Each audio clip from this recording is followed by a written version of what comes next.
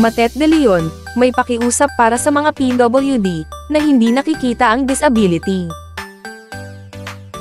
Si Matet De Leon, isang kontrobersyal na aktres ngayon, ay nakapanayam tungkol sa kanyang buhay bilang isang PWD o person with a disability. Inilarawan niya kung ano talaga ang nangyari, nang hilingin sa kanya ng isang babae na umalis noong naghihintay siya sa linya ng PWD ng isang supermarket kamakailan. Sabi ni Matet, hiyang-hiya raw tala siya ng sitihin at palipatan ng isang shopper, dahil sa PWD lane daw siya pumila kasabay ng pagtaas ng kilay ng mga nakasaksi sa insidente.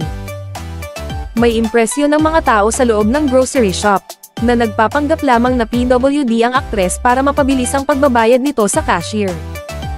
Pumila ako, may dala akong toothbrush, harina, at sabi ng babae, hinawakan ako sa braso, na mukhang may kaya, at sabi sa akin, "Hi, isang pila lang tayo."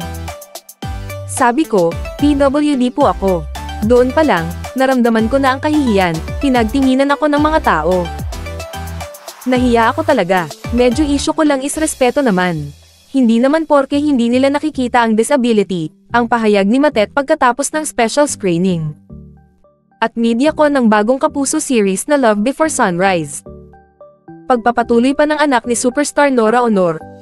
A lot of people don't know kung ano ang pinagdadaanan ng iba.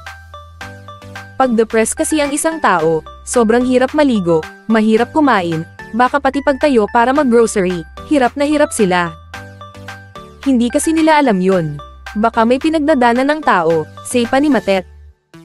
Nauna nang sinabi ni Matet na mayroon siyang bipolar disorder, at na-diagnose ito ng isang doktor bilang isang disability para sa kanya. Mayroon din siyang PWD booklet at ID. Say pa ni Matet, pero minsan kasi, may iba rin kasi na pumipila na hindi naman PWD, o hindi rin buntis. Pero ako nilabas ko ang ID, pati booklet ko. Pero, maririnig mo pa rin kasi yung iba na nagtatanong, bakit nandyan siya? So, nilabas ko talaga. Nakakahiya sa mga tao, sa sarili ko. Bakit kailangan umabot sa ganon? May mga mental illness, may problema sa tenga, malabo mga mata, hindi nila nakikita, kailangan ba naming magsabit, o isabit sa leeg ang mga ID at booklet namin? Lahad pa ni Matet. Sa kabilang banda, sabik si Matet na mapanood ng mga kapuso ang Love Before Sunrise dahil tuwang-tuwa siyang maging bahagi ng pelikula ni Bea at Dennis, at dahil medyo outstanding ang role niya rito.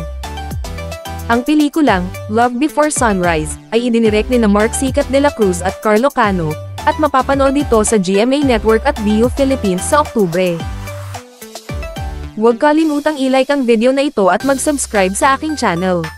Salamat sa panonood!